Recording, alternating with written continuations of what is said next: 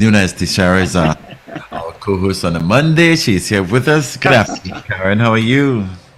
I am as fine as can be, I would say, in the circumstances. Yeah. And good afternoon to you, Daddy McDavid, Yes. Ruben, and Richard. I suppose he'll be joining us soon. Yes. But, I never want to not keep my obligation to one or two. So that is something I keep as a priority. So That shows off your leadership skills to an extent. Oh, there. You make it possible. Well, thank you very much. But, if you give your word on something, I think you should keep your word to it. And if you can't, you should have a very good reason and give notice. Anyway, that's the point is I'm here and I'm happy to be here. Yes. It's nice to have you on a Monday afternoon. Yeah, so much to talk about. So I'll let you lead off. I'm sure I can almost guess what we could be thinking about. Well, today, action was taken by the taxi drivers, which includes the PH drivers also.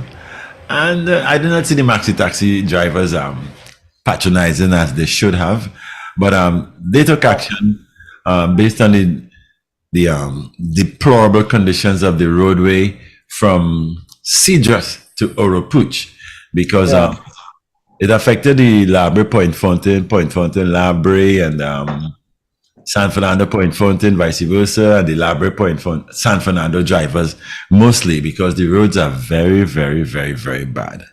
I think deplorable is an understatement. So this morning, well, over the weekend, the word on the ground was that action would have been taken early this morning. Well, I guess they should not have put it out so early, because a lot of people knew, and that included also the police came very early to quell the burning of debris and stuff. Although in some areas, they managed to have some debris burnt in the Rosilac area. I understand Sobo, and I saw for myself in Vesigny where they were burning tires and stuff in the roadway. But the protest went off. Well, not as minus the burning of the tires. The drivers embarked on a slow drive from Point to Vesigny, and then the Lumber drivers took that same slow drive to Oropuch. On the way to Oropuch, the police stopped them somewhere in Aripero and ordered them to pull aside and allow for the traffic to flow. And then they allowed them a little way again, because it wasn't too far from where they had planned to turn around to come back deeper south back to Labre. So at the Oropuch junction, a win-win then. Yes, at the Oropuch junction where the well services industrial estate is there, the police pulled everybody off the road there and gave them a lecture that we allow all. Were they good students? Were they good? First of all, were they good teachers? Were they naughty students? They were like naughty students because they were threatening. Yeah, they weren't just naughty. They wanted to send, they was not the wanted to send the principal's office. Those are the ones that are going to give them suspension and possibly have to throw them out of the school. I mean, they're real naughty. Yeah, I tell you.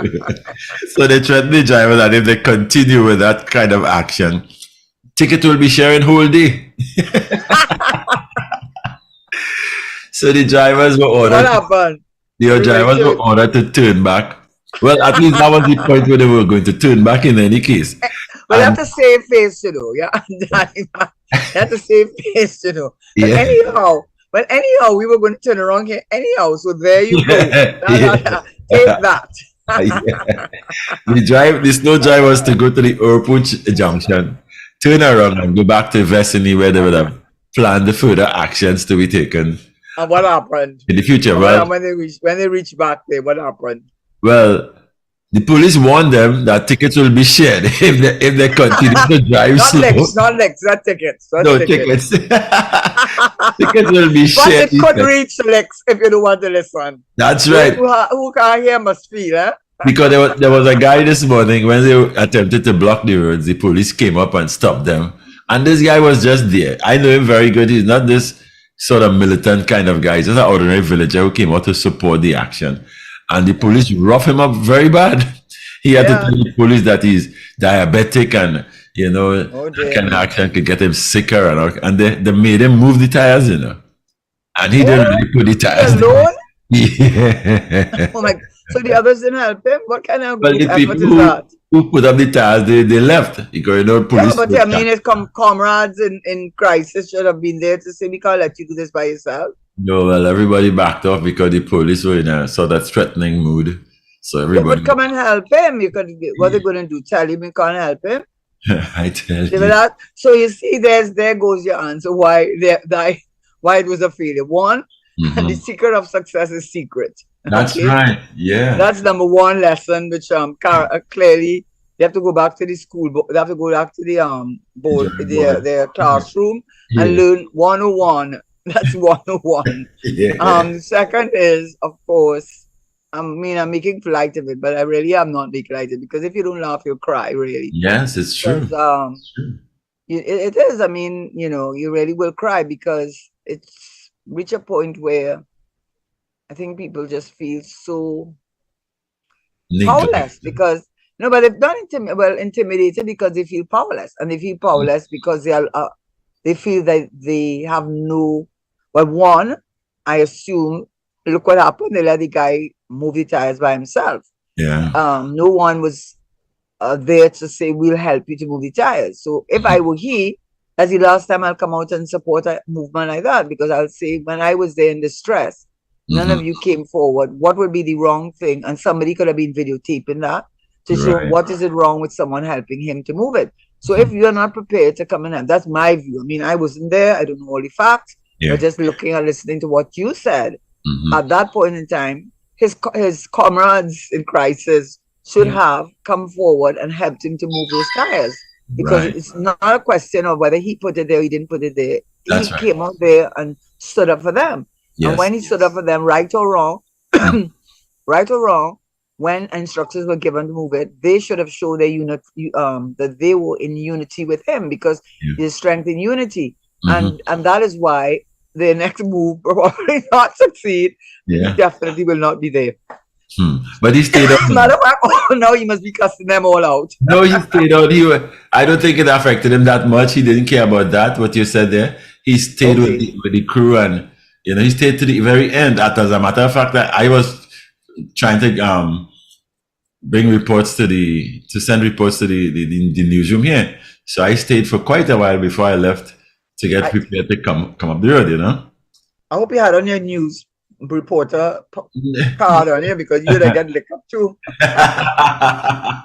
Well, the CNC tribute were there with their logo and stuff, but I was just like an ordinary folk. A lot of the guys around, the people around knew that I was reporting to the newsroom, but I kept it under low. But they went all the way back to her, and the police told them no slow pace driving. Drive at number. It's not a funeral march. No. You are not going to a funeral. Okay, this is not a Sunday afternoon drive with your wife and children. I tell you. I mean, I don't know about you, but that was a normal thing. I think they still do it on a Sunday. Daddy would take the children, they will jump in the car, and they go on a Sunday afternoon drive slowly, and hopefully. And back in the day, buying an ice cream, oh God, that was a big deal. Ice cream cone, oh God, you're rich. You're rich now. And if you only pass by the hot dog and hamburger, well, the hot dog hamburger more expensive. Yes. In my family, I had a brother who food was his from young. You say a hungry man is a hungry man. Yeah. But a hungry boy is a hungry boy. Or whatever. A hungry boy is a hungry boy. Yeah. And he was that. So nobody argued when he got the hamburger and we got the hot dogs. You're right. But anyhow, I probably wasn't gonna what that story really says it all, joking aside. Yeah. It really says how helpless people really do feel. And how intimidated they are, and how they respond to intimidation because they do not feel. I'm not saying what they did is right, but sometimes people feel they have no choice because you're not listening to me, you're not hearing what I'm saying. Exactly. So what choices do you leave me? And that is not just in Trinidad, it's world over. Yeah. I mean, world over, that is what people do when You can't be heard. You go to the streets hopefully in a kind of peaceful way, so that the press will cover it, and you have a spokesperson in advance, and Yeah. you say this is a matter. But you know what I think though? It's happened so many times. It's so many issues, and it doesn't seem to make a difference. I And tell you that's, I something. think, yeah, I think that's what's the um, tragic thing about it, is that their protests must be the 100 protests. It's not just about that one was with the roads and so on, Yeah. but it's with the metal dealers, the Yeah. copper dealers, some of whom, are questionable. Yeah. The potholes. I mean, there've been so many attempts at, whether peaceful or otherwise, trying to get the attention which they can't get because Yeah. they don't have the power. People who resort to things like that is because they're powerless. That's Because right. if they had power, they call up the minister, Yeah. and the minister will deal with it. So when I have to reach the point that I have to take on numbers, and I have to go there in numbers for you to hear me, and even when I drive to get to be heard, your response to me, no, I suppose you're supposed to get a permission and all of that. But the Yeah. point about it is that it just really speaks to the level of powerlessness that people feel, and helplessness, because it doesn't seem to make a difference. I Nothing tell seems to you. make a difference. Or look at the flooding. I Yeah. mean, look at the condition. I mean, you read Manzanilla Road and so on. I mean, Yeah. you just don't. And yesterday when I was at what you have not mentioned as yet, the yesterday's convention, Mm-hmm. the Prime Minister spoke for an hour and 80 minutes. Somebody was timing it. Now, I don't mean to be disrespectful to him in any way. Yeah. It sounded like a budget speech. It also sounded like a budget speech that was very skewed and not, cherry picked the facts, in my respectful view. I understand how you want to give a positive account of what you've done, and there were things that he could have in terms of the hospitals. He could have done that. There are many other areas that he could not have, but he painted a picture that I don't think. I mean, it was difficult to listen to it, and in fact, people were not listening to him. Not because they just went a party mood. That's what I found when he came on to speak at the last. I think he tried to be statesman, and that is the right thing. But in doing that, there was a constant noise. As if people were not listening to him. Like, and I mean, I was taken aback a little bit by that, because one, no one seemed to be listening to him. Oh no, I shouldn't say no one, but certainly didn't have the attention of the crowd, which were thousands of people. And he certainly seemed like he was giving a budget speech, and so much of it was so it's like a PR public, one that Miss Imbert would give, and it lacked authenticity, and it was just unfortunate. And what people did, what unfortunately I think happened, put everybody in a party mood. They had Super Blue there, and they were party. There's a guy, but I show that I'm not in. Hi, Richard Bob. Good afternoon. It shows that I'm totally from another generation. Hello, Karen. Hello. It's showing from another generation. Because Super Blue was real good, huh? Yes. Hello. But that is the only word in that song. Hello. I love Super Blue because he doesn't sing cool songs at all. Nothing about his songs are ever cool. And it's so he really is. And he from where? Tisha village? Mountain. Don't Yes. go beyond that. What village? Tisha or Egypt? I think it's Egypt he's from. Egypt. Okay. But anywho, he had that crowd going. But I tell you, listen, you're going to mash up the grandstand. Right? So, people waving flag, if you see Bacchanal. And then they had this other performer. I do not know him. Everybody else knows him because they knew all his lyrics. Clearly shows I'm from a different generation. And it's more like a Jamaican dancehall music. Oh. And if you see the crowd, they had a good time. I could tell you that. A free party. Yeah. And then when now they try to get people to listen to the Prime Minister, I don't think they were ready to hear him. I think he up the crowd got so hyped up into the party mood that he was talking, and it was only a few times till I found that he wasn't talking in his loud and fiery way that he talked, and he wasn't talking every now and again. He mentioned UNC and some of that, but I think he was trying to give a statesman-like speech. It just didn't connect with the crowd, partly because he was the last to speak, and it came after you had a crowd that were just in a party mood. You should have seen these people. I said, now I understand my daughter why she loves carnival. No, serious. I Yeah. sat up there and I said to myself, I say, now I understand why this child likes carnival, like she likes it, because they were like transformed into another world Yeah. with the music. And they playing on, but they're doing this, they take it in the flag Yeah. and doing like a bull, and charging. I have to say, they had a good fete. Yes. They had a good fete. Well, I see the And they were result. doing that with the flag while he was talking. No. What I was saying was that I guess to get people, well, this is what I'm thinking. This is the 50th anniversary anyhow. So nothing a Trinidadian likes more than a party. I mean, they will turn anything into a party. They will turn if you're having what you call when people die and you have a wake, they will, if you get them a chance, I see them when they have the That's the norm now, you know. That's the norm now. No, yeah, and when they're taking the casket down the hill in some places, it's party time. So Yeah. that's the home of Calypso. It's steel band. I mean, you can't really, you really do have to understand that in a way. So what happened was that they had really good entertainment. Super Blue was fantastic. He really had the crowd pumping, right? And this other guy who I'm sorry, I don't know his name because I just not into young people music enough, but everybody knew it. So the crowd was so pumped up with it.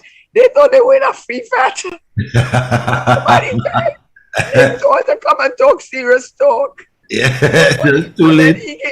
He came at the end, and then even the ones that came before him, they were short-ish, and they also provided, I think the Minister of Education provided some level of entertainment, saying, by the way, I'm sorry, I have to say this, and I'm sorry if people get offended, but if I had to use the crowd that I saw there, I would say that Trinidad was in Africa, or we were a country that was 98% black.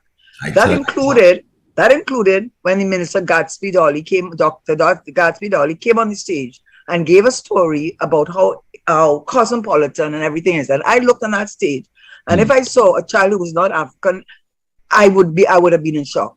And you have the bold-facedness to talk about we are cosmopolitan, this and that. And every child on that stage, maybe there were children who were not African, but they were by far African children. And as far as I know, the population of black people in this country is 40%. So if this is an inclusive party, I mean, it was a party. Yeah. It was an inclusive party. It was only for black people. And it was an inclusive party. If that is any indication that PNM party is an inclusive party, they failed miserably because you could not help but notice it. And those who did not attend and those who are not Africans, Trinidadians, who making all the money in the country, you understand? Living top quality life, being able to respond to the high ever increasing cost of living with great ease. You didn't see any of them there. Okay, I had a few of them. There are a few of them. And you know what hurt me? Sprinkle here or there, but not in a way that you could just look and see. No. And they didn't bring their family. They didn't do any of that. No, they didn't bring their family. That's it. No, so they're just there. They're just there as just I had to put in a presence. It's not only to put in a presence. So much. Yeah, but people are making so much that they just you go on, Karen, you go on. Yeah, please, because I was really there, and I really was sitting in the row behind where the dignitaries would have been and where they had set up the cameras. And it was really a sad thing for me to see, because really it was a sad thing to see from my point of view. The non-Africans that were there were people who had the power and money in this country, whether by virtue of their political position, they already had the money and got into politics, or vice versa, but that's what you saw. And it was almost embarrassing for me to look and see how they were almost at the altar of these people.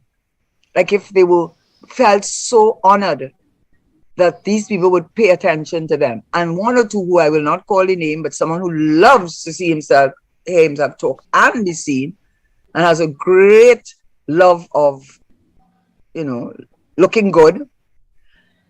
I saw him taking pictures with African women, and they were so happy to take the pictures. And I said to myself, "Did you see what they're doing to you? Did you see what they're doing to you?" I mean, I might be wrong, but when I looked at it, there was sprinkling of them, and they were there for purpose. That's what I saw. Yeah. They were there for that. And as the point I was making, they feel they just have to put in a little presence. But ultimately, we know what is happening in this country. And when you saw people dancing and behaving as you have described it to us, and not listening to the Prime Minister because they say probably he wanted to deliver a statesman-like address, probably the crowd had gotten ready for the other addresses he has become well known for, They probably watched. They didn't understand what you were saying. They expected.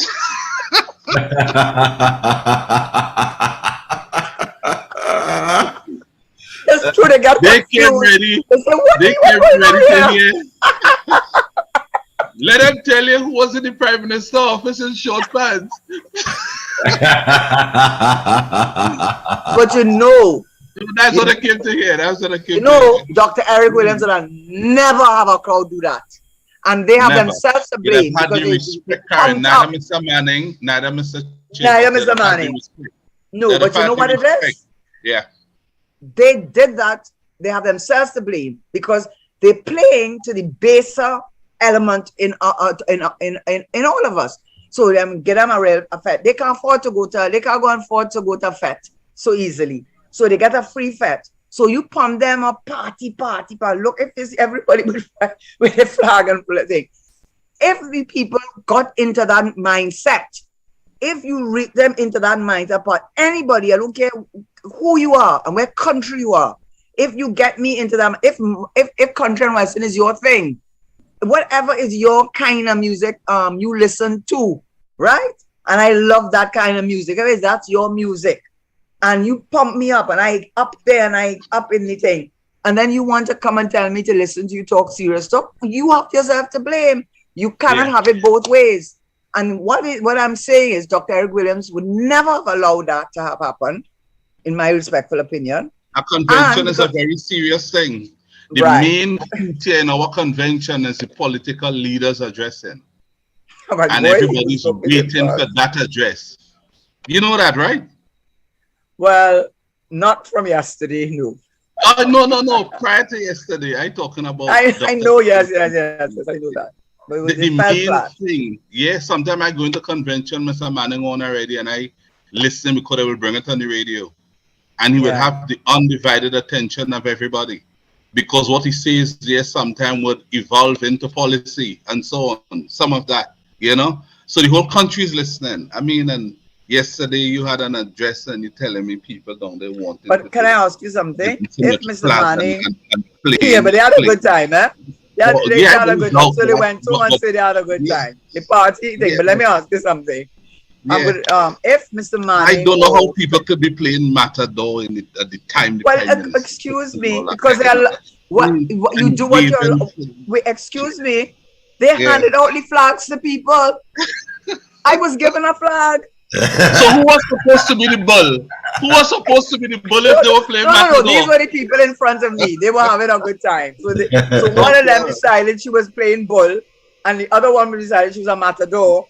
And she took the flag and turned it into a cape. But what I'm trying to tell you is if they were handing out flags to everybody, now listen, and what I'm asking is, if Dr. Williams did that, would they have had a big fete like that and party? But no, they would never have done that because you created a mood there that you put people into a mindset, a lot of young people, and then you want me to listen to you talk about all kind of issues with the things that they don't even understand what you're talking about. You put them in that mood and then you want to bring them down.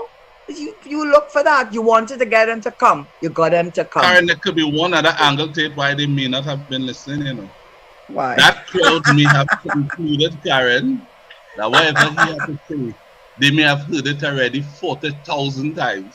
They probably say he had new to say, he always repeated the same thing. So it was party down the line, you know. So probably they got fed up, Karen. Probably they got fed up. And they decided. I don't know they gave him a chance.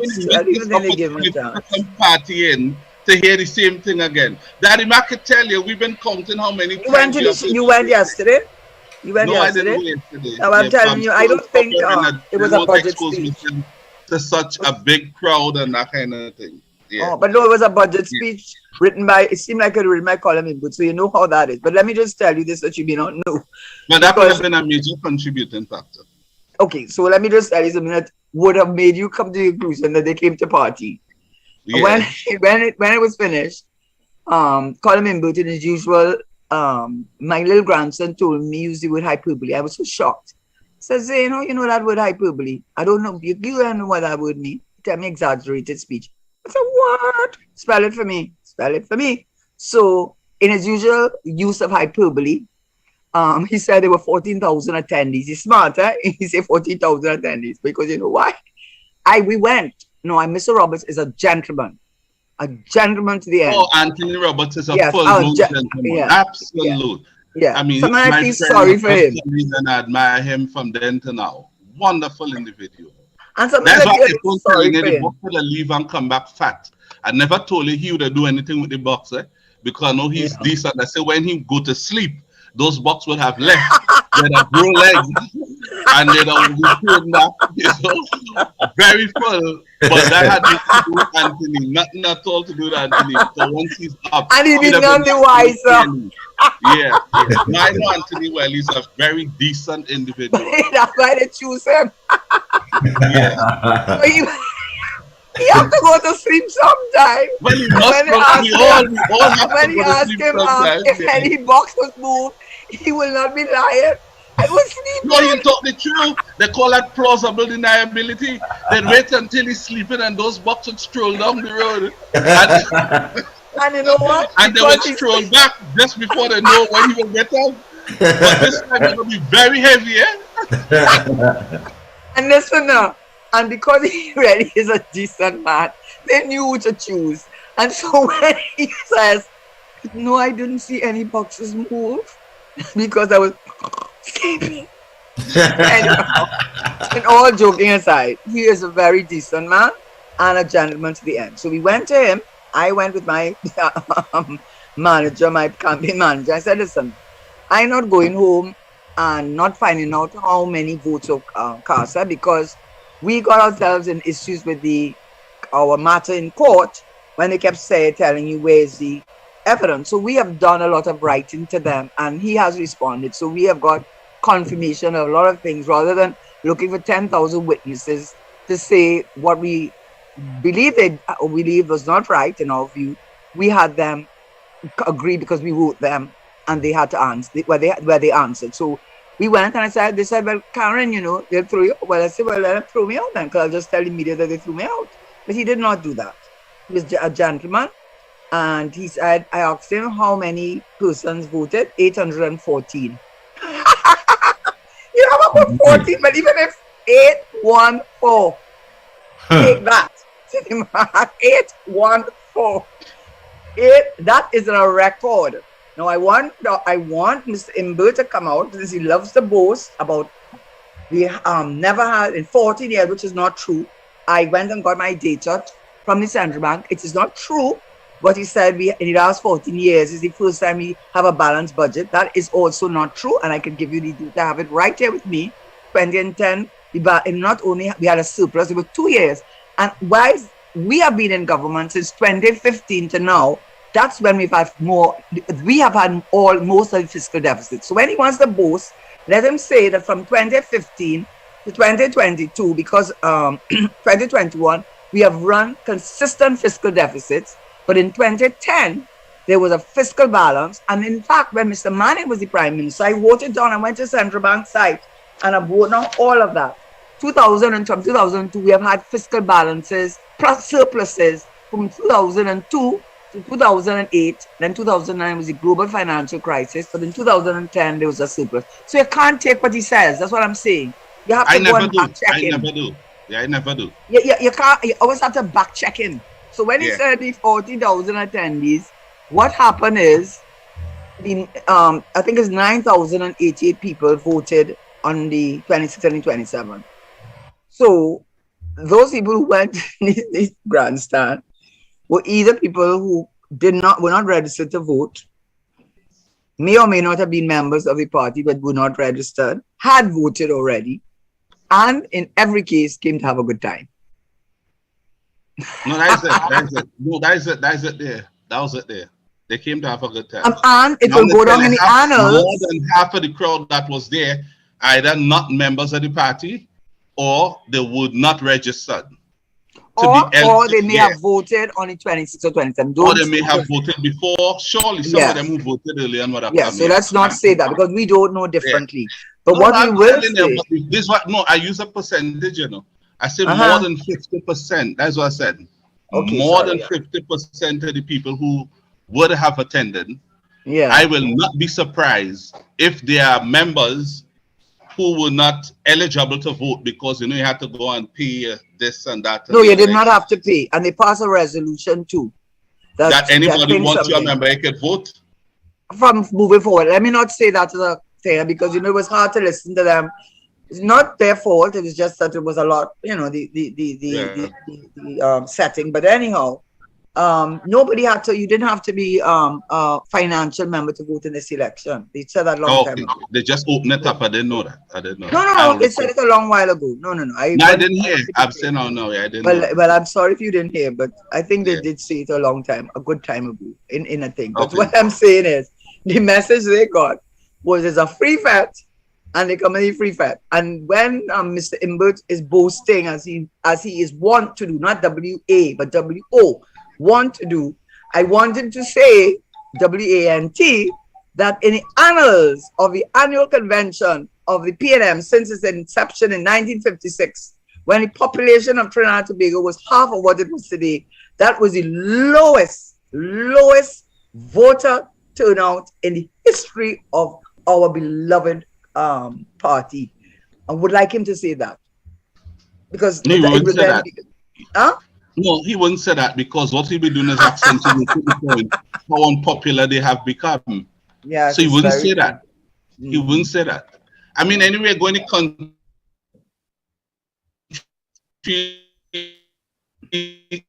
the chase Alwari the other day. He had his hands behind us, away from the scene. They assaulted Ruhan Sinanan. One could come up with a good argument that it was a sidekick assault in law. You will know that, Karen. Right? I do know that too, man. I remember that.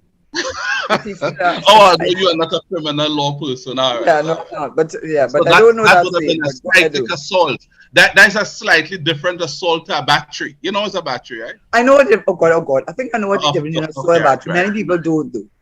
All right. Right. Many people do. Yeah. So because an assault doesn't have to involve physical action. They throw water on Minister Hines, unconsumable water, and water that not fit for bathing with. Now it's spread on to chasing Faris Alwari. We saw that. And Rohan Sinanan, who I think reacted the best, such a decent and wonderful man. I think so.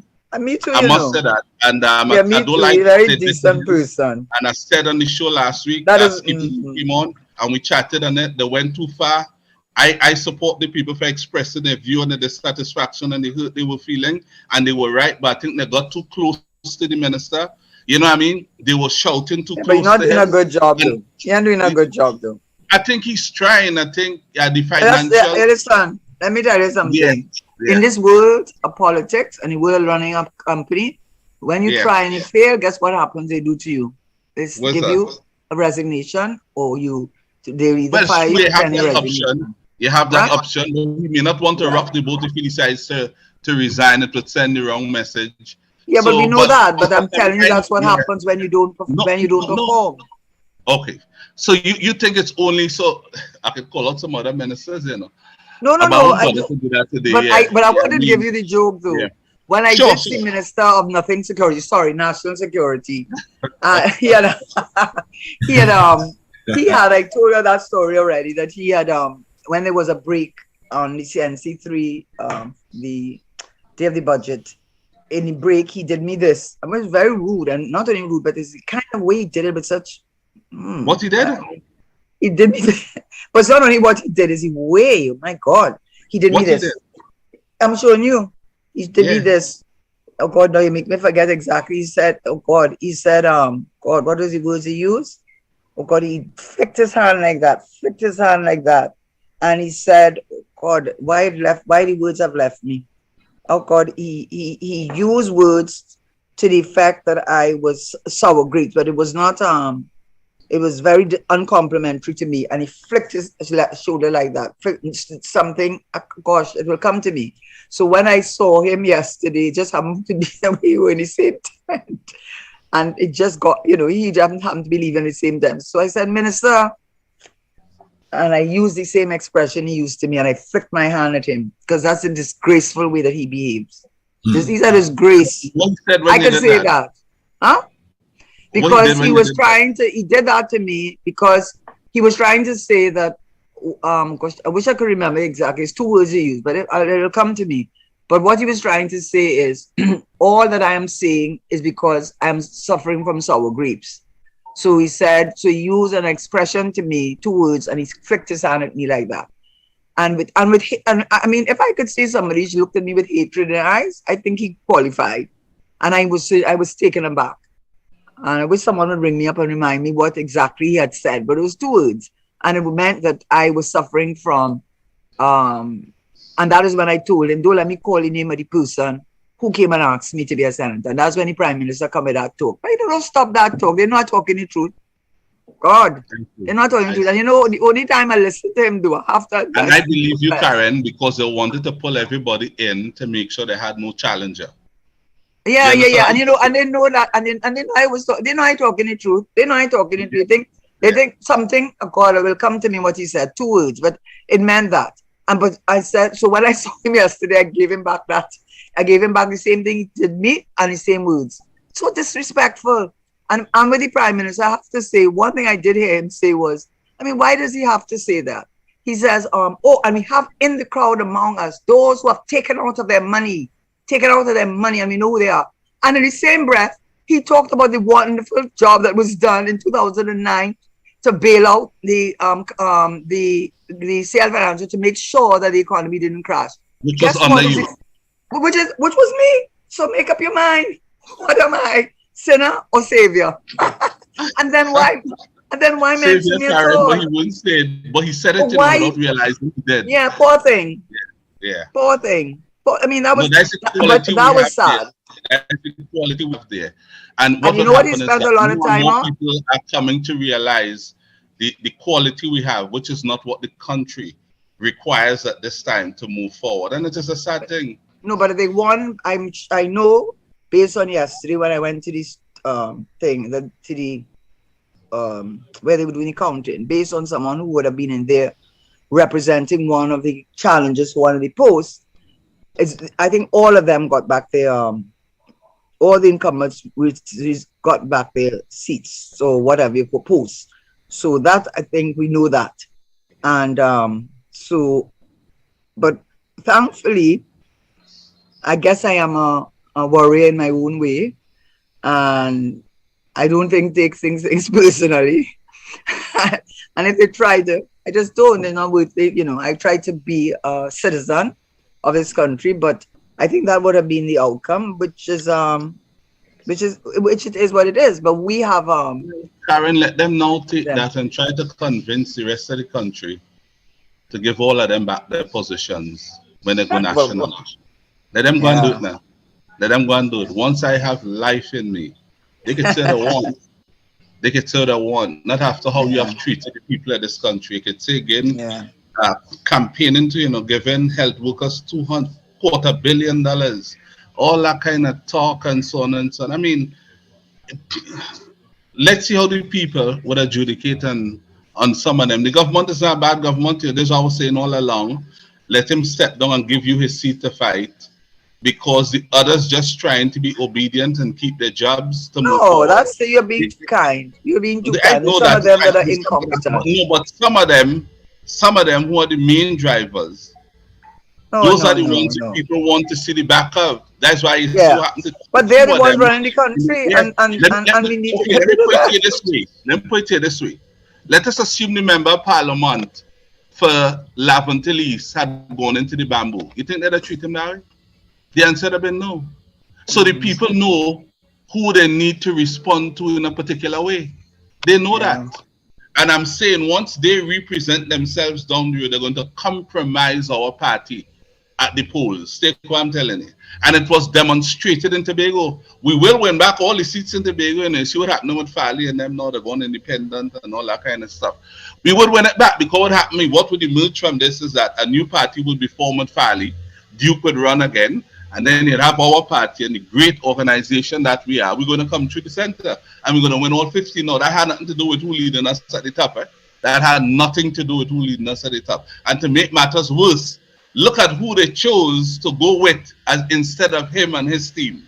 A party that has collapsed one day before they made their anniversary in office. You understand? Because it was the 6th of December is when they won it. And today's the 5th. Right? So that alone tells you, so the Tobagonian people, they would have no choice next time based on the first past the post system and the numbers we would have as a team and party, that it would be sufficient once they split their votes. We would win all. People would run and beat their chest to make it sound like they turn things around. That's not the case, and it will not be the case. We could stay from here and predetermine the outcome of the election next time unless that group reunite and go back to the people with a unified front to signal to the people that things have changed, they have reconciled their differences, and it's togetherness going forward. Anything short of that, our great party going to come and take over the whole Tobago's operation once again. So all I'm saying is, look at what the people did in Tobago when they did what they did on December 6, 2021. And I'm saying some more of that will happen. Oh, sorry, can I remember what it is? It's mental anguish. Mental anguish. That's what you told me. You were there concentrating. No, I was listening to what you were saying, but it just came. Oh gosh, I'm being honest. What did I say? What did I say? You were saying. Okay, can I tell you what you were saying? You were saying that they are splitting up the party. So what is going to happen? That party, unless something happens between now and elections, PNM is going to sweep back all of them because there's obviously a division between Farley and PDP, Duke. And if they continue down that line, when they split like that, unless they find a way to unify, the PNM will come in there and sweep it, not because of any other thing, but because they are fighting between themselves. Right? But did I hear you? You are absolutely, Karen. Okay, what mark are you going to give me now? 10 out of 10, Karen. Good. You are quite an obedient, wonderful lady. You are. So I can chew and walk at the same time. So it was mental anguish. Yeah. No problem. But I agree with you though. But why do you think they're doing that fighting going on though in Tobago? Why do you think that is happening? Because you look like it was inevitable since what happened in terms of Watson Duke resigning as deputy chief secretary and then saying he took back his party. That was inevitable. What should happen now is that because you can't be on the other side and saying you own the party, and those who run in the THA, you keep on saying they are part of your party, but yet still you're on the other side attacking whatever they do. That just don't make sense. So in other words, let's disconnect this thing and make a proper separation. Yes. So they have done that now, and how did they do it? I wasn't following it. They would have to form a party because the THA could continue as it is, as you know. The EBC and just like the Parliament here, it's the elected people. That is why it's so hard to move an elected person. You could move a senator because you appoint them. Right. An elected person. So they are elected, and that is all the EBC will recognize, is that they are elected. So that by a party to represent a party, not so? No, they represent a party, but the EBC doesn't recognize the party, and all of it. They acknowledge your party. Acknowledging your party does not rise to the level to recognize your party as the key factor for you being in the House of Assembly. It's the fact that the people elected you. Yeah, and you are there, and therefore you become untouchable until your term is up. right? Okay, so So what what are you Fali saying they about had what's to do going on now, now? they had to form a party. They had to create a party that they could hold spot meetings and start to inform the people at Tobago that this is a new symbol, the name of the party, and managing a way to do good things to the people to be able to pull all the support that they got last year, December 6th, along with if they could pick up some more. So I imagine the fact that they resign as they have, they may have already come up with a party name and when they're going to launch it and all that type of thing. I'm sure the last month or two they would have been fine-tuning what that would have been, and this was just a next step before they do that. You couldn't stay as a PDP and go and launch. You understand? So I think within the next 2 weeks, you're going to hear that they have a new party, a new symbol, and they will start going all over the island to sensitize people that this is us, this is where we are now. If you're supporting us, this is the symbol. So they're going to take the next 3 years to campaign and probably try to Why govern. wouldn't they succeed? You're gonna have Because to lifting. I'm asking now, are you really going Yeah. to be the teacher here? Why wouldn't he succeed? Because just because from my looking in from the outside on the Tobago front, it just seemed to me that people really were not supporting Duke. They really liked Farley and his manner and his whole calm and focus way. And he's done a really excellent job. I think actually I have really admired him in the way he has handled the implemented this whole thing with tourism and antiquities and also celebrating their cultural heritage. He has kept it going, event after event. I mean, I understood seats were, anyway, they were hiccups, but just from an outsider looking in and implementing, which I find we have not done, as the PNM has not done, lots of plans with no implementation. So I can't see how his personality and the way that he has been able to implement and done a fairly good job, in my view, why he would not be successful in pulling these PDP's support and winning with his new party. Well, he I could don't see surely how he try. would. The good news for him is that he's the chief secretary at this time, and he would have a heavy hand in the decision-making process in terms of what projects to do and how to please the people and so on. So he's in a position for the next several years to adequately show the people and demonstrate to them that he's somebody who is fully equipped and qualified to be chief secretary, and he's somebody whom they should continue to go forward with, and in so doing, repose, I think is the term, their confidence in him to continue. If they're able to do, Right. if he's able to do that, I do see a problem. I think he's an appealing guy, I must say that. Yes. Meaning, he like his mannerism. Yeah. Something that he could try to slow down and get more advice before he talks. But one defense you'd always have is that a lot of it will come across as youthful indiscretion, and people Yeah. would be inclined to forgive him for that. I too, Yeah. I would forgive him for that. But what I do know, you have a lot of people on the island. Like last night, I was looking at the news when I pull it back up because I'm watching news in its entirety, and I saw they Yeah. were somebody with the PDP, so I decided to stop it there to listen to the interview, and I did. Yeah. And the lady was saying, she's disappointed with both Farley and Duke. They Right. voted for both of them as a team, and now they have Right. separated. And she, just as Right. they put them in, she could see if it stays like this, they're going to vote them out because what's happening now is not what they voted for. So in other words, the people Right. like them as a team. This is what she's saying, and she's in the ground and she's talking about people who talking to her. She was quite clear in what she had to say. She sounded as though her brain was working well, and she was able to capture. Who was a sort of a senior lady, but she was able to capture properly what was going on. And Yeah, but you know what I'd say to that, what I would say in that's response to why what you said? I stopped to hear you. Yeah. What you would say, Karen? Okay, what I would say is this, and again, I don't know the Tobago. You are originally from Tobago, right, Richard? Yes, Right. yes. Okay, so you understand Tobago politics and the part, the people in you understand it far better than I could possibly even think to do. But what I saw from the outside looking in, Duke had formed the party. It was his party. But this is just my opinion. that he came across so aggressive and brash, things that we were seeing with Rowley, and people would tie. And then he had that whole case which he has before the court, and then this whole thing with the posing at Hyatt and all of this, all of this lavishness, a kind of like a Trumpian sort of thing, and an aggression about him and intolerance he came across.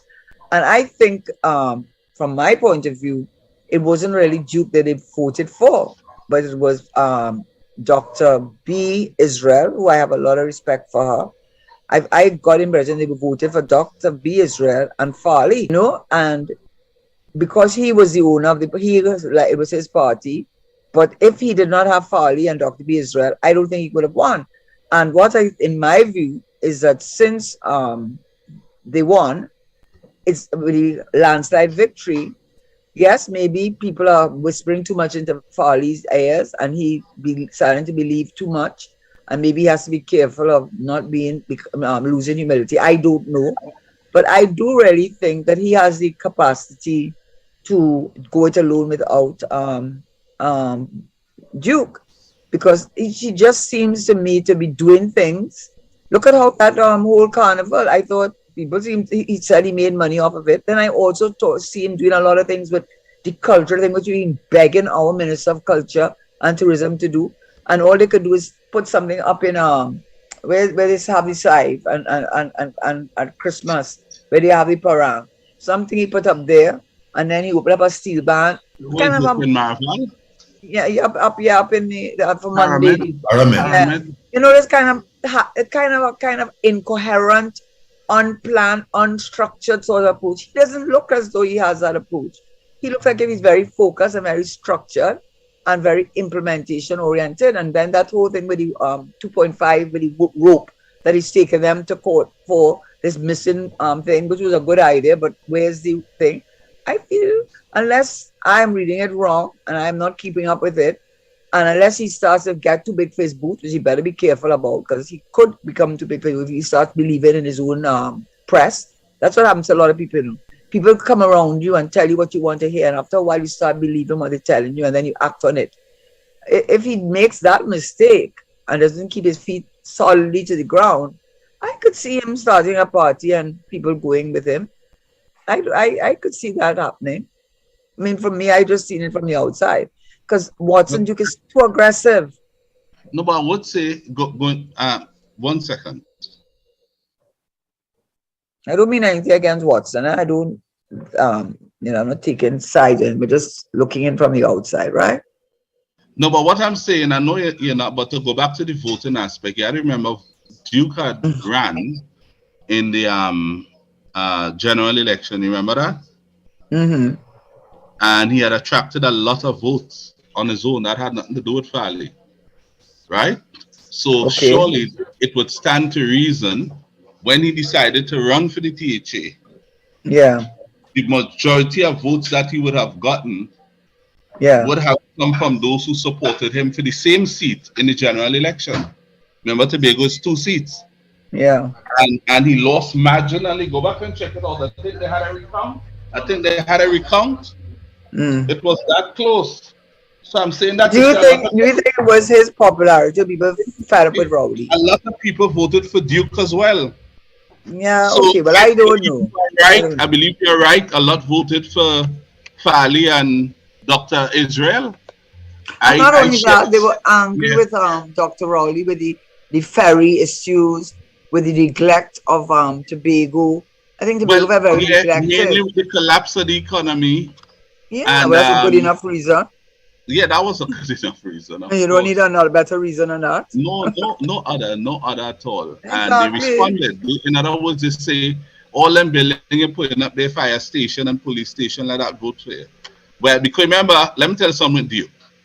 Duke took his own personal money. People don't know. And I think from Belgarden all the way to Charlottesville, if you know Tobago well, that's a very good pull. He fixed people roof and all kind of things for free, and helped them directly. Those things would have translated into votes. And when you look at the landslide victory that came from Belgarden to Speyside, Charlottesville, because Speyside is right before Charlottesville. Right. It tells you that Duke, that the votes up, they were heavier than the votes down in Scarborough and by the airport. So it told you that, and that's where Duke was based. And that's where the Prime Minister went and pitched tent to, to make sure Duke didn't have a chance.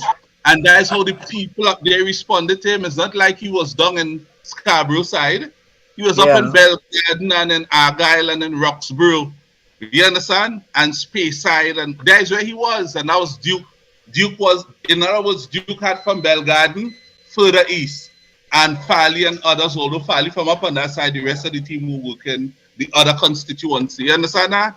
So that, so that it was a clear, how should I say, turning away from the political leader and prime minister at that time, based on how they felt about him. And our family, I'm telling you, in Belgarden, when I went across the information I got, I came back, they didn't even take heed. I told them that they were communicating, asked Daddy Mark, I told them they were communicating across the fence. You told me that, you told me that already. Yeah, right. They said they're not doing that. And I know that once you have that, you see that thing I call line with clothespin on it, and people, when I was going to Tobago, there's usually the line and the clothes hanging as a defense to talk, you know. Somebody they put it in the clothespin and they stop they're talking, you know. I don't go nowhere. The oral tradition is being kept alive. You know, that's the African way. Talk, the neighbor on that side going on the other side with a little line. Neighbor, they come outside. But you know the culture better than I do. And it's house to house going down the road. House to house going down the road. Okay, let me tell you, 2 hours time, if you say something by Willie John Shop, by Zan Hill, and it's something good, you ain't hear no bullhorn in the road or nothing, you know. But you run down to Argyle, Roxborough, and everybody could tell you. I understand that. It happens in families. Yeah. Because one time something happens in our family, by the time you turn around, everybody knows. So you know that already. So what I was hearing there in Belgarden, I had no, it's trouble. I call on Harvey Boris because he's the one who won the THA election for them across the last time. I said, Harvey, you need to go over there and do your thing. Like we did last time to help out the party because we're in trouble, you know. I say that pumpkin vine communication and full fledged against us. Harvey went across and he met with officials, you know, and tell him they had things under control. Harvey come back and tell me they told him they had things under control. So he went on the show and he said, well, things are very good in Tobago and looking up. I went and they told me they had things under control. So I come back to Trinidad. Look at the blood we got. Okay, so what I will say is this on that issue, because I see you have very strong sentiments on it, and you are far more entitled to have that than I do because of your Tobago. First of all, you are from Tobago, you understand Tobago, and in a way, Tobago has, you know, you can tell it's very Afrocentric, which is I think in many ways. Even in the music and traditions has really kept to those traditions more so than we are, well, because of our cosmopolitan nature and so on. But what I will say is this, that may have been the case because I never even heard of Farley, or I never heard of him before, you know. I only knew about Duke. But what happened from my point of view looking in, but I'm not from Tobago and I'm not voting in Tobago, so Tobagonians will know it and you will know it much better. But all it seemed as though Farley seemed to just rise out like a phoenix, and everybody started to come around it, especially when it came to some decision that had to be made and he stepped down or something. I can't remember what it was, but he got a lot of admiration from people. So we wait and see how it goes, you know. We wait and see how it goes. You know, in politics, they say one day is a lifetime. And you can't have two leaders. And unfortunately, that's the terrible thing about politics, you know. The leader is the leader. And the leader makes the difference. No matter, I don't care what anybody tells you. You can have 100 people following you. Is the leader. And people aspire to be the leader. And you can't have two leaders. And so therein lies the right. And if Farley has seen himself now, because he's being told, you know, people tell you things, just like how they told what's his name? Everything okay in Tobago, Harvey. They tell Harvey that, right? People will tell you what you want to hear, you know. Yeah. People will tell you what you want to hear. 2 reasons to get in your good graces, and the other reason because politics is a nasty game, and it's not for the faint-hearted to deliberately mislead you and make you, you know, as I was to rock back so, and you let down your card. So there are all kinds of reasons. But what I will say is kind of early in the day. I don't underestimate any of the players, neither either side. Both of them cannot be the leader, and they will have to find a way to resolve it. And it will not That's be the best option, in my opinion. Because I'll tell you something. I will say this, I'm going on the record. Although Farley's from Speyside, they cannot win back the constituency Tobago East with all the districts that make up in it for the secretaries without Duke. You can't. Duke is like a Awi boy from Belgarden to Charlottesville. And it's going to be hard to turn that around. And he will know that too. So for them to really have a sniff of a chance, they need to reconcile their differences and do so soon. And represent themselves to the people, especially in the East. Both want to be leaders. Both, no, you know what I think has happened with, what's happened with Farley. He wants to be a leader. He wants to be in charge. And I don't know how they could reach there, because if Duke want to go to Parliament, they can't be in the THA. So they should have been able to sit down as 2 leaders. They had leadership aspirations. It will take me some more time to see what the quality that they possess to determine whether or not they are the quality of leader that Tobago should really have. But what I do know, there are 2 major aspirants for leaders. And what was required, and still is for them to sit down and say, listen, you lead in Tobago, you are now to support me to get me in Parliament. I go in national.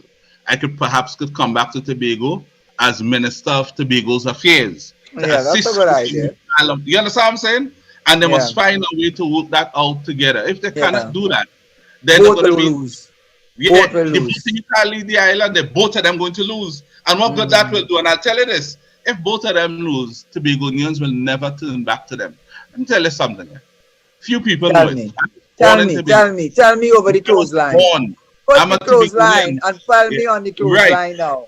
Of our family of 8 children, my brothers and sisters, for some reason my mother took a job when we were in Trinidad. She was pregnant with me and decided she took up a job in Tobago. She accepted a transfer to see what life would be like on the island of Tobago.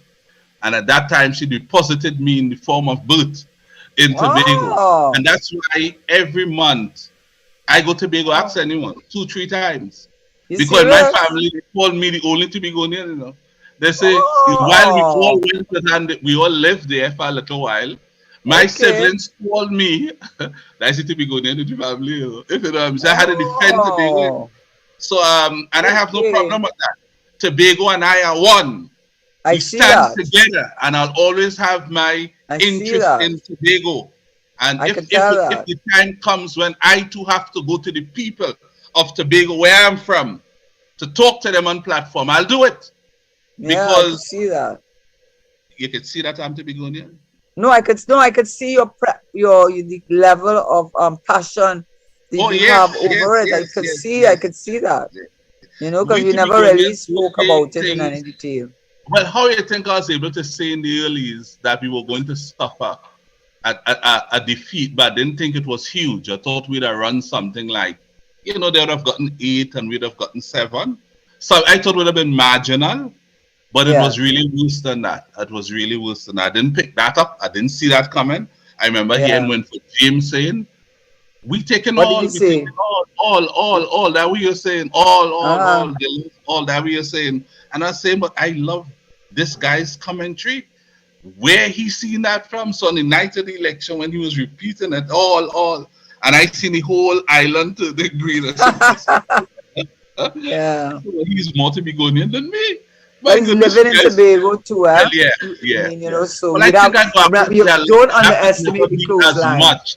That could never be as much as living on the island itself. So he'd be there with them. And do please remember your clothesline analogy. So he had a clothesline running the whole all over Tobago. Okay, so you getting the news late. You think email coming faster than clothesline? The clothesline make a No, I would rely more in Tobago. The clothesline communication would trump that. I'm telling understand that? because Right. most of them across, they're not most, but a sizable number would understand email, and they're now coming to understand. A lot of them, plenty could, but they all understand the clothesline communication. Because when they talk to you by the clothesline, who didn't hear by the clothesline say, Granny, what are they saying there? They're saying, we done what Rowley. No, that's what I was saying. We don't want no guys. You know what I mean? Yeah. You really identify. And when I went and I call Harvey Morris, ask Harvey. I call Harvey and say the clothesline, the over defense communication in full flight, and it is against us. You understand what I'm saying? Say no, Harvey, you have to bring your machinery up and do what you did last time. Yeah. Harvey said, all right, let me look into it. I'll get on it. Then he called me and tell me going to Tobago. Next thing I see him back down here, he said, well, I went. I saw, but I did not conquer. Yeah. He said, no, Richard. What happened is those people told me they have everything under control. So yes, I come back. Yes, they did. Yeah. And then he went on the show and he said, I went to help and they told me they had everything under control. So he came back down and blow up with Safa. 1 second, Karen. Yeah. They did have everything under control. You just didn't know what he meant by that. And he didn't know what he know what they meant by that. But talking about the two things we said we might have spoken about, but one thing we haven't spoken about really, which I mean I think is something I think is worthy at least having a little bit of a conversation on, is the voting for the internal elections. But yesterday we already said what happened.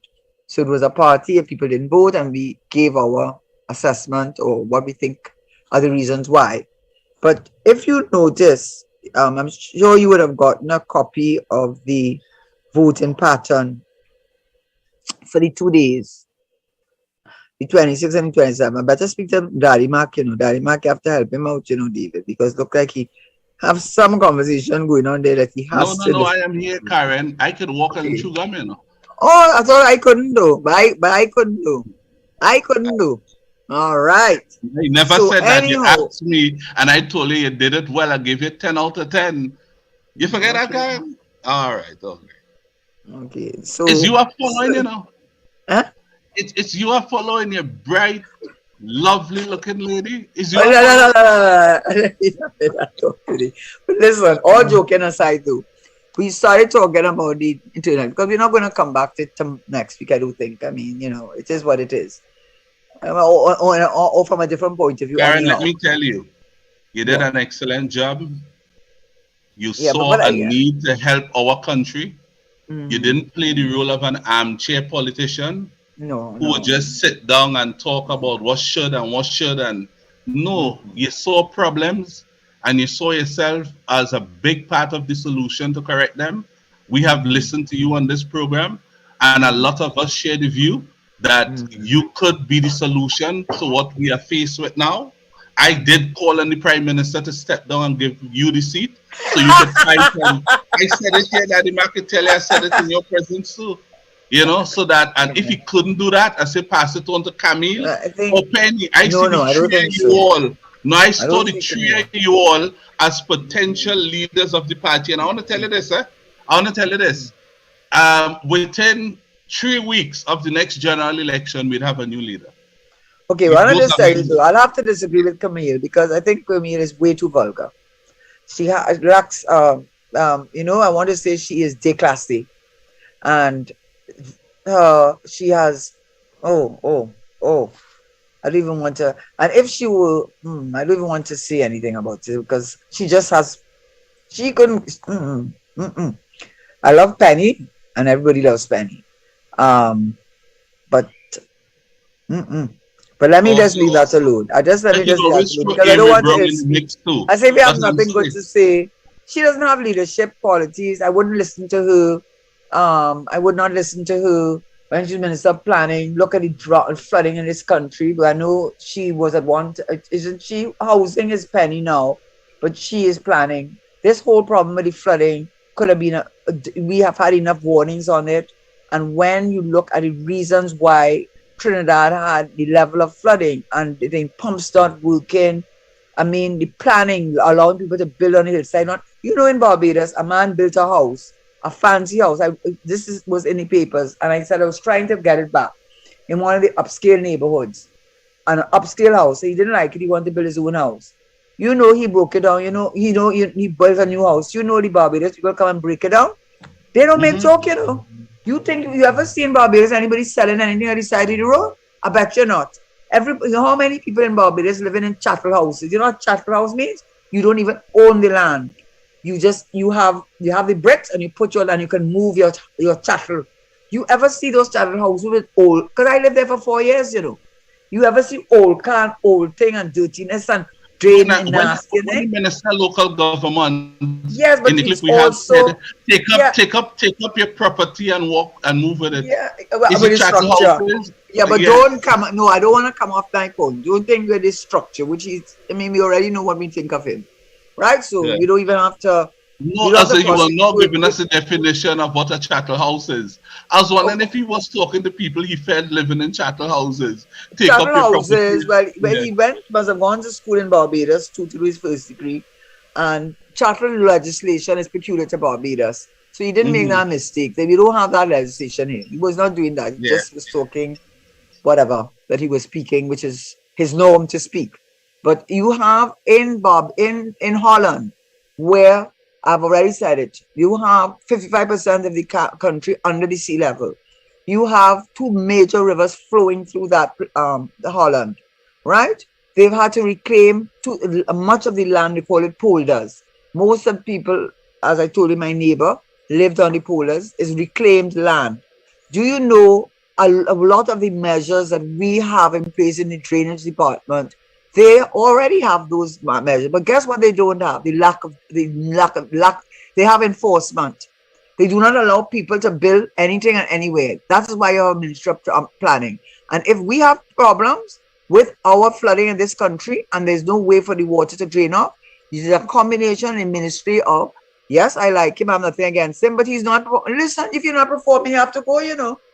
It doesn't have nothing to do with you. And this is not about you, you know. If you think this government is about you, well, you need to take a check of yourself, you know, because the government is about the country.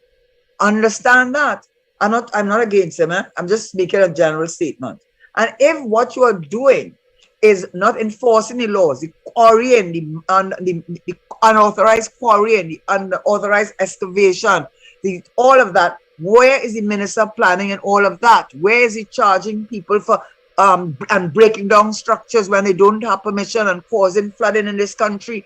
A lot of the flooding in this country is man-made. You hear what I said? Man-made and a lack of planning. Lack of planning for what you know is coming. We have gone through climate change. Don't tell me you don't expect this to happen. So both ministries are wanting in their performance, and the fact that our Prime Minister did not mention it in his speech or find himself down there in the South to show some sympathy for these people who have suffered because of that, somebody has to blame, and it's not the Minister of Nothing Security. It is not him. He's not responsible for that. Luckily, he's not responsible for that. But I would say, and I am nothing against Rohan Sidin. I saw him yesterday, he smiled, he was very pleasant to me. I saw Keith Cutler and he told me, Karen, you know, even though we're on different points on politics, I want you to know that will have nothing to do with our friendship. Some of them frightened to look at my face because they're shame, and they're right to be shame. And if they're listening to the show, they know who I'm talking about. Some of them not shame, they're not bright enough. No, they are. I'm not asking you, you know.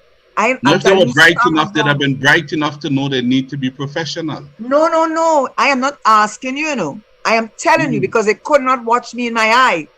I won't give more than they could not look at me. And every time they pass, try not to see me because they know what I think about them. A shame. So excuse me, I cannot say that she can be it, because if the flooding that this country has experienced over and over, and the unauthorized quarrying, the unauthorized excavation, the unauthorized building of houses and so on in this country, and you were not able to have that under control. And if you were in Barbados, it would not have happened, right? because this country is a lawless country, and they do what the heavens name they can do, because they are not, just like why they couldn't listen to the prime minister. You know why? Because we have a culture that has allowed that behavior. We have allowed that behavior. And guess what? When you said, no, you're going. Guess what? Huh? No. We have a culture, we have a behavior. And unfortunately, to bake an omelet, you have to break an egg. And nobody wants to break that egg. Nobody wants to pay the price for their next generation and for their grandchildren. Because basically, it's too much of a sacrifice. And they put their head in the sand, take the little kakada that they get, and turn their back.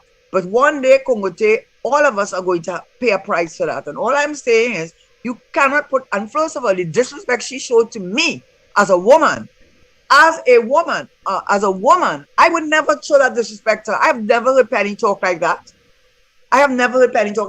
For you as a woman to speak, and the way that she speaks, that vile way that she speaks, I have no respect for her.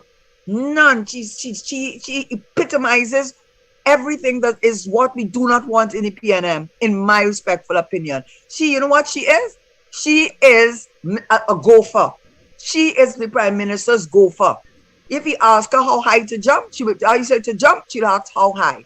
That is who she is to me. And that is no kind of woman I want to be my prime minister and be independent, because you show me that you do not, you are, in my view, in my respectful view, you do not seem to be independent of or willing to do your job, if it means that the prime minister may not be happy with you saying, you see the quarrying that one going, ignore it. She has this issue that we have in this country, she has to take a lot of responsibility for it too. So she's a failure as a minister and as a woman to another woman, showing disrespect to another woman, which was unnecessary. And I don't want to see anything like her. And I've never heard Mia Mottley behave like that. I've never heard Merkel behave like that. I've never seen any woman who is New Zealand, any of them speak like how she has spoken. She cannot be there 50% of the population in this country are made up of women. And you cannot disrespect another woman like that and use any kind of vile, I mean, I don't even have words for her. She cannot be my leader, because that's 50% of her, and she's not disrespecting me as a woman. Because she disrespected herself. That's how little she thinks of her own self, that she disrespects herself as a woman. And what has she done? You tell me what she has done. Did she go? What has she done to stop the flooding? Most of the flooding in this country is man-made. You see in Holland, they respect the law. Because guess what? They enforce the law. You see Barbados, with Mia, they respect the law because they enforce the law. So I'm sorry, I don't know what her track record is, but it ain't impressive. And don't let me talk about the issue with her using that card. They want to talk about me. She has the bold-facedness to talk about me. Why she don't talk about the card that she used to buy, what she used it to buy weave or whatever? Why you don't talk about what you did? That wasn't wrong. It wasn't wrong for you to use it. When they gave me the card, I told them take it back. I said, you see, because what happened to her, not going to happen to me, you know. I am mixing up them cards. I told her, so take back your card. Right? I'm not mixing up cards to go and use it for my personal thing. She did that and wants to come and criticize another woman. Don't bring her name to me ever as a leader in this country. Penny, yes. Well, Karen, you have said so much. I want to promise you I'll never bring her name again. And now, you know what? No, and I want to say that I want to tell you one thing. Because clearly her name the level of her lack, I want to say this first. The level of her lack of class will be demonstrated, because unlike me, I don't worry with them, but you brought her name up. I have never brought up her name to you. You have brought it up. If you didn't, I would not have brought it up. I have never called any of their names. I've never said anything about what any of them say. I don't care. But if you want to call her name and tell me that she can be a leader, and she has no respect for herself as a woman, has no respect for another woman, she is not to lead any woman, which is 50% of this population in this country, and using a card to buy a weave for her hair. But not anymore, apparently. So do not say anything about her being a leader. And you know how she's going to show she has no class? She's going to respond. She's going to go on thing and speak in her deliberate. By the way, she's originally from St. Vincent. Huh? She's going to speak in her deliberate tone and use that language that she has that language that she has, that is so. Oh, please don't. Please, you saw Well, a side of Karen, me on that. yes. This is what I Yes, said. yes, yeah. I Don't know I don't call her mentioned name her again. name. Penny, No, I yes. call her name. I call her And you name. gonna support I that? mention it. No, I say, Carmel, you are now telling me some stuff I was unaware of. But I What I call told her you to name. know that she went and used the card to buy personal things. You didn't know No, that she did that? I didn't know about what she said about you and that. Tell me, And so how she you didn't know that? No. You're so disrespectful and so and as a minister of planning, what she has done? Why we have flooding? Why she not down there dealing with that? No, look, don't bring her as a leader for me, eh? She's no leader. All right. And she wouldn't talk about me next time. Now they're going to talk about me. And guess what? Well, I'm not going to listen. Karen, I love women. I can't talk any woman bad. I'm a supporter of woman. And, no, you mustn't think like that. You mustn't all think have that all the gender. differences and all will work that out. I pray you all could reconcile that too. No. We're going to fall out for that. I do not like that because a lot of times when Kamala was in government, a lot of times people would want me to say something to Kamala because they wanted to put a headline catfight. Why it is two men have a disagreement and you could never put it down to gender, right? Why must we bring it down to gender? When I was in government, as two women, you were saying as two women and disrespecting women because she disrespected me as a woman. Right. Her disrespecting me as a only woman. to that part. Okay, let's leave her alone. You take him to my Let's talk about me now on the next platform.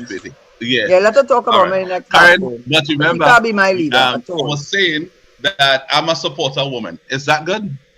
Is that a good thing? No, you're a supporter. No. You are a supporter of competence, capability, and commitment, regardless of gender. That is what you are a supporter of. And thank God, Patrick Manning thought that way. Because at no time did I ever feel that his decision to make me Minister of Finance had anything to do with my gender. I think you are you're one of the best finance ministers we have had. I said that before, I maintain that.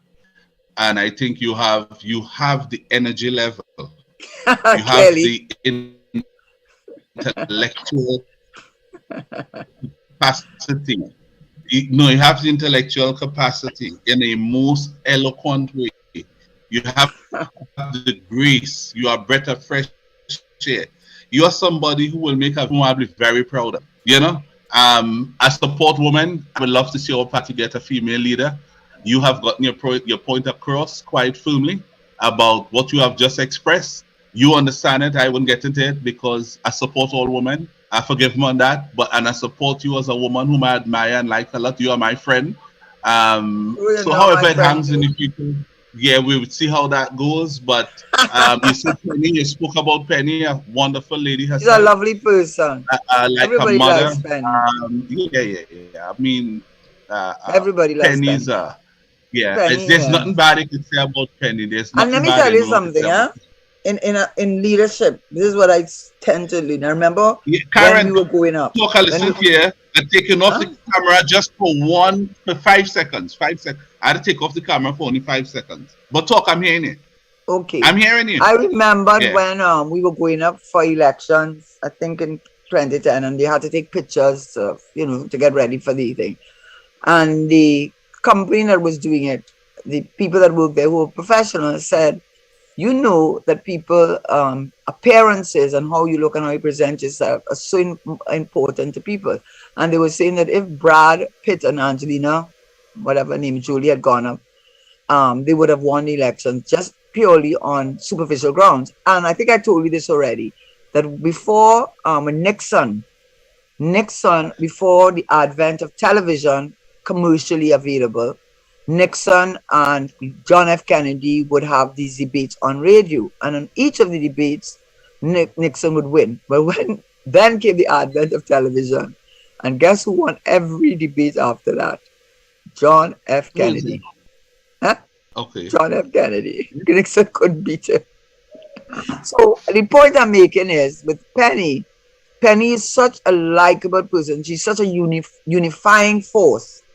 That's what I like about her a lot. And I think, you know, when one looks at the strengths that a country needs, at each time in a country's history is not static. History is not stagnant. We always have to be willing and able to be, and as you know, you are president of a part of a company, and you know that what worked 5 years ago may not work now, because things change, and you have to be able to be agile. You have to be able to be flexible, and move, else you become a dinosaur. And one of the strengths I think that Trinidad needs more than most other countries in the Caribbean is because of our complex makeup in terms of race, ethnicity, religion, that adds another layer, because we have religion between the East Indians, which is two religions, the Muslim religion or Islam, and we have Hinduism. And then among the Christians, you have a whole slew of Christian religions, and they are not in accord with each other. So what I'm saying is, to many people, I think the strength of Penny is her uniting ability. That is what Kamala was able to do, you know. Kamala had crossover appeal. Kamala's bright too, and Kamala had crossover appeal at the time. I'm not talking about now, I'm talking when she won. And she had crossover appeal. She did not come across as being unrelatable to other groups, even races or religions. And I think that is what Penny's greatest strength is. Penny comes across as a person that everyone can feel that they can relate to. And in our country, where that is really a big issue for us going forward as a country, you know, when you talk about key performance indicators, every key performance indicators can change, and it depends on the organization. But if you look at Trinidad as an organization, I think one of the key performance indicators is the ability to unite in an authentic way. And I think out of anybody that I know, I think Penny has that. And she's a people's person, but she has the appeal that can go across the divide in a way that is authentic. And I think it's something that if I were to look for a leader, and I was not in the race, obviously, and I'm not in the race, you never know what happens, but if I had to choose someone, and this has nothing to do with gender, I'm talking about what I consider to be the critical factors for Trinidad and Tobago, which are not the same for Barbados, not the same for Antigua, not the same for Jamaica. I think Penny has those qualities that we need. And once we can cross that hurdle, then we could talk about other types of leadership. But at this point in time, if what I saw yesterday, the grandstand, is any indication of the state of this country, I sat down in a grandstand and I looked around. And if 3% of the people there were not of African origin, that was a lot. And if the performers on the stage were not of African origin, the children they brought on, Gatsby Dolly, I don't know, I don't have anything against her, nothing at all, nothing at all. But she brought on a group of children and they recited something and they talked, which was a good idea, I'm not against it. But it was too noticeable that they were children, they were not, it was not representative of our country. And that's what the party is trying, says it is, but it is not displaying it. And that's what Penny has. And that's why Penny would get my vote, not her gender, but because it's the kind of leadership that Trinidad and Tobago needs at this juncture. So Penny, I do believe she has the ability. Yeah, I think she has the ability. Yes, because she's been around from Manning's time. Yeah. She's been around from Manning's Dr. time. Rowley has shared with us every time he comes to explain why he's failing, which is to blame for somebody else. He's saying that he's not getting any support. You're not getting any support because you don't have what it takes to attract the support from the other uncritical legislation for the country. And I do believe that is a fact of poppycock, because much of the legislation does not need a 3/5 majority. That's the thing I don't like. You never take in responsibility. Hold on.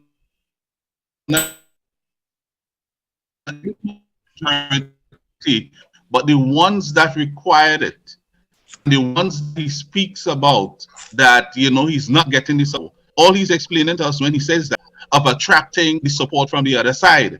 And if that is the case after this 8 years now, then I'm saying, just as you're saying, Penny to me comes across to reach across the aisle to get some support from the other side, if necessary, to pass critical bills into law so that the country could function better. Just as you're saying, in Barbados, you wouldn't see people selling at the side of the road or billing on banks and that kind of thing. You need law, I guess, or proper policy to enforce those things.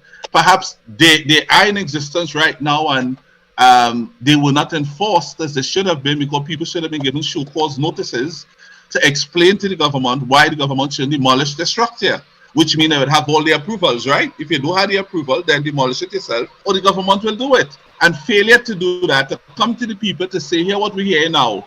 Well, the people, they're building on the banks and they're doing this and they're doing that.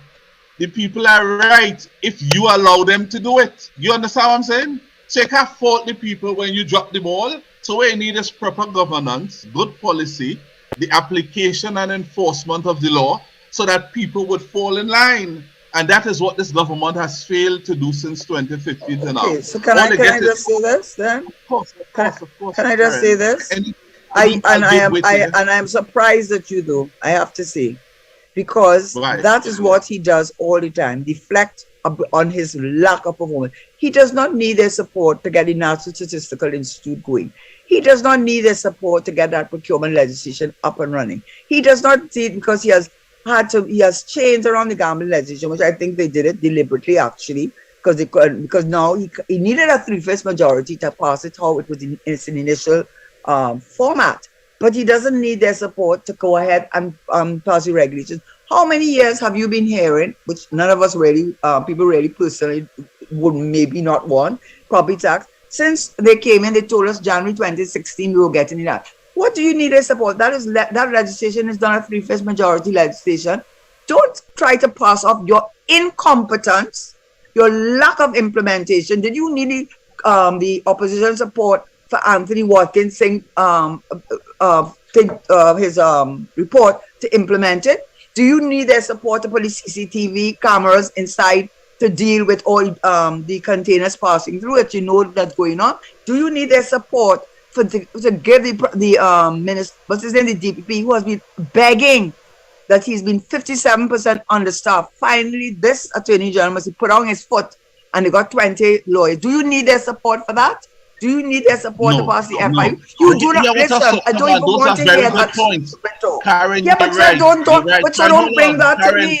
Don't bring that to me. Karen, hold on. That is not what I've brought to you. You are very right. What did you bring to me? Points. Let me tell you. What you saying? You and I going to get back today. You and I don't have to lock horns at all. Locking horns. No, we ain't doing that. Let me tell you. Those things that you have raised, those are just as you said.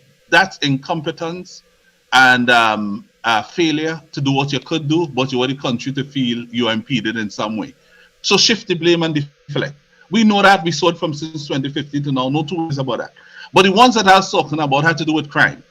Every time you talk about crime, you're not getting any support from the opposition. That's what I'm talking about. What support does he need for them to put in the cameras? Well, he got it before.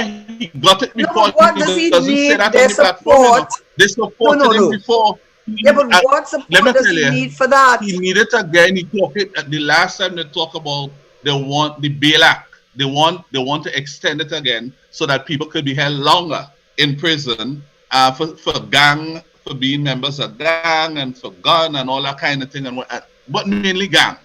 And I'm saying we need a leader, if that is really a prerequisite to have the proper law in this country to enforce, which to me doesn't make sense, because when they had it, it didn't work. And they're not dealing with why it didn't work. All they're saying they want it again. And I am subscribing to the argument that explain to us why it didn't work before when you had it. Come and make that case first before we go and do it again. Okay, can I just say something? I'm having a difficult time with this discussion because I'm really having a difficult time with this discussion because the fact of the matter, there's no doubt there's some pieces of legislation that require a 3/5 majority. There's no doubt that there is. In fact, the original format of the Revenue Authority required that 3/5. The original format of the Gambling Commission legislation required the 3/5. And they did reformat it so they could pass it by simple majority, which of course diluted the law, but they still have not implemented. The laws have not been implemented. How many years I'm saying this minister says he's not a mailbox. He's not a mailbox, he's a snail box. Because up to now, every time they have an excuse, and the excuses they're giving the country, which I find very disingenuous, and I find that we should not give it any time. I am not saying that there's some things that they can't do because they don't get the support of the opposition, but there's so many things that they can do that does not require, because they hold the purse. They're running the country. The Minister of Finance is in charge of Board of Inland Revenue and Customs. That is what I was in charge of. And therefore, if the acting controller of Customs could come forward and say to you that only the one scanner is working, and it's been years, either these scanners are outdated, outmoded, or are not working, and containers are passing through for years now, both at Point Lisas and Point of Port of Spain. Has that got anything to do with the opposition? That has something to do with your leadership of the country. Right. Is it therefore that the 4 helicopters are not working? Is it therefore that the OPVs are not working? Give me a break.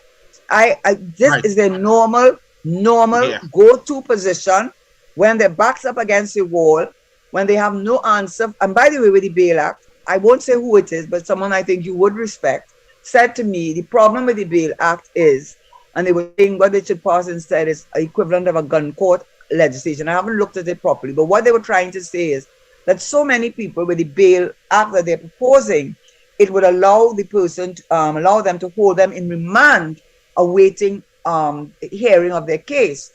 And they would have no recourse to any court or any tribunal to which they could go to in the event that 2 years have passed, where they said there's some people who have sat in remand for 10 years when the sentence they would have gotten for that would have been 2 years. And the reason for that is because the Bail Act gives them no alternative to go to tribunal to say, listen, I have been sitting here for how many years, and up to now my case has not been heard. In fact, the person put forward, I don't agree with this, but this is what the person put forward, which I do not agree with. State of emergency. Said even with a state of emergency, you have a right of a habeas corpus to come before the court and have a hearing. The Bail Act, as it is, gives people no, and that I understand to be the main objection. So when the Prime Minister comes and fills people's mind with a sort of nonsense, and we go and regurgitate that, by now we should know who he is. He has not performed. He has not implemented. He has not kept budget after budget after budget, right? And then we have the local government elections, keeping it off for another year. Why? Because you know that if they call our local government elections, the same way you get licks in Tobago, we getting licks with local government, right? Is that an abuse of power? That is an abuse of power. And then you have a Speaker of the House saying that crime, which has gone to 506 and surpassed the 2008 when I was in government. Yes, this is high stepper. They're setting a new record. And that is not something that should be given priority as a thing. Madam Annie said George won't allow that to be debated. Who is in charge? Who is in charge?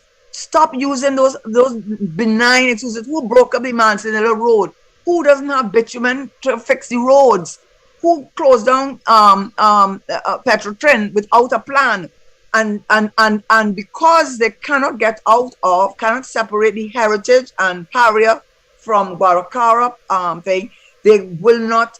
Who is it that said we're going ready to sign on the dotted line, invest in a school a month before elections? Is the opposition? Give me a break.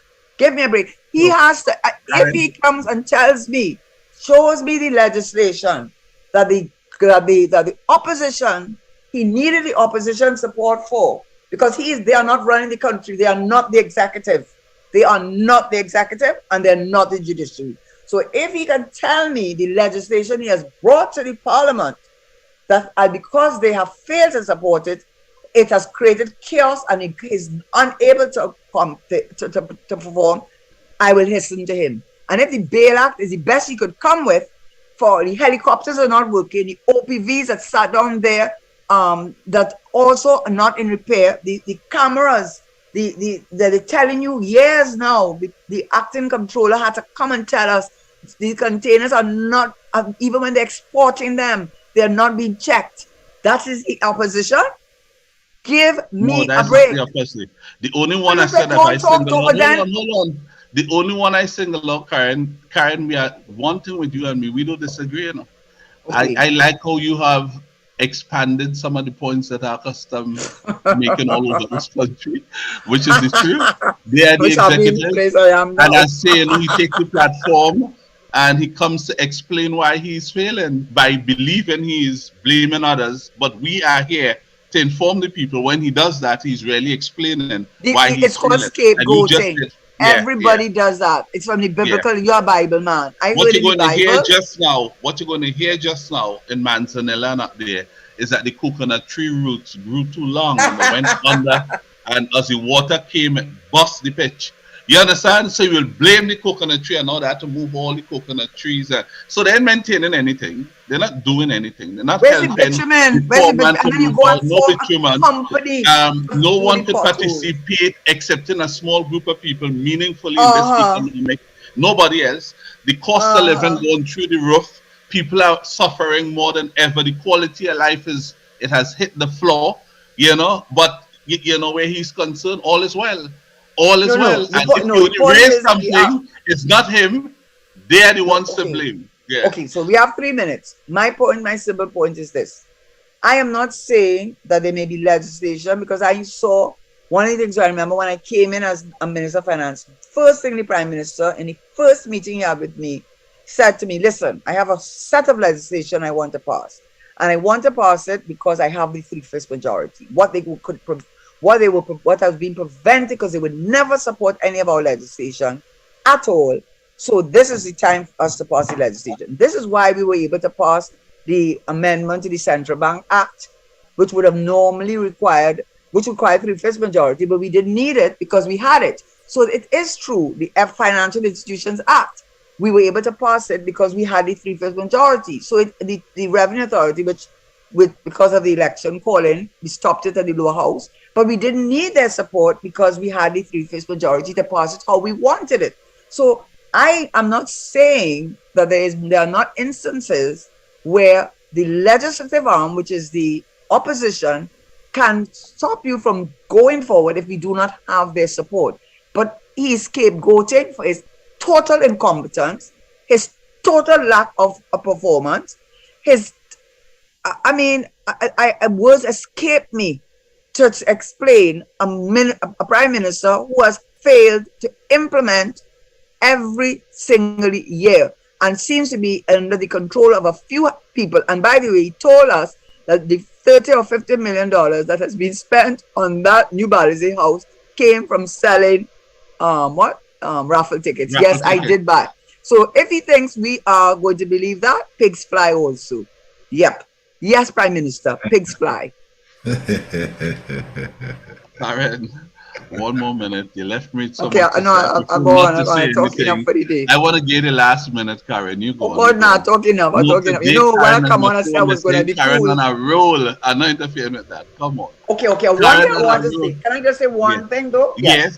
Fiscal deficit, because I don't like dishonesty. But I mean, they don't even know the beginning. So I went back and I started doing the data before this came up. So then after I heard him say, in the last 14 years since we had a balanced budget.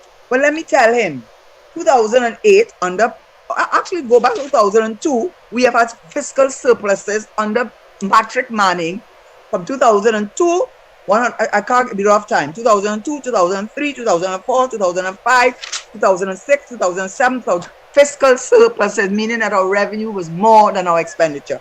2009 was the first year it was a negative. In 2010, we were out of office. By May, there was a fiscal surplus of 1.457. That is 2010. I don't know if 14 years. He can't count 14 years.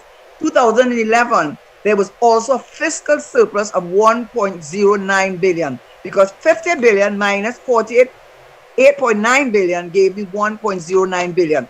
So in 2011, there was a fiscal, and we were not in office. But guess what? 2012, 13, 14, 15 when we came in, 16 when we came in. Wait, no, because he must tell the truth. 17, 18, 19, 20, 21, all of those were fiscal, they were not surplus, it was the deficits, most of which were under a PNM government. And this year, when he boasts in 2022, it is a balanced budget, but it's still a little bit of a negative because it's minus 0.2 deficit. Why? Because the revenue is 54.21 and the expenditure is 54.54. But we won't argue with that. But don't come and tell me in the last 14 years, and of those 14 years, the PNM was in government. Don't do that kind of nonsense. Don't try those kind of tricks. In 2010 and 2011, the UNC was in government and they had surpluses. Don't come and tell. And that is counted in your 14 years. And I got that, you know where I got that from? The central bank. Yeah. Review of the economy. Yeah, that's where I got it. Yeah. Next week, a lot will happen between now and then, but like us to look into the murders some more.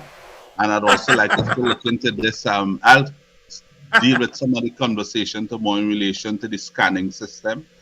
Because you can't tell me, not even as that lady came out and said, you know, the machine's not working and so on. That neither is an excuse. That's something known as management. It has something known as management. So if and the commissioner of police came out and said that most of the drugs and the guns are leaving the country in those containers. But you know, those fellas stood up and told the country crime is happening because of the legal FULs, but they didn't tell the country containers passing through by the thousands being unscanned, you know. I mean, we're gonna look into it some more. I have to go now. It's painfully shameful. So so you told me to give last minute. So please do not bring up that Prime Minister's foolish copycat story about not getting the opposition. When he start performing, then he could tell me about that. When he start performing, then you could talk. We didn't start performing. If so don't I talk knew about by what I said would have gotten you to say what you said. I look forward to saying it again on Monday, so you can repeat what you Daddy Mac, you agree with me. I'll go on before I get in trouble. Daddy Mac, I saw Ruben, everybody have a good day. Daddy Mac isn't that a good looking lady when she puts her face right up to the camera here? And it had to be real good looking. Put your face right up to the camera and still look good, you know. I tell you. I gonna. That's a real convent lady. Somebody look us we have yeah,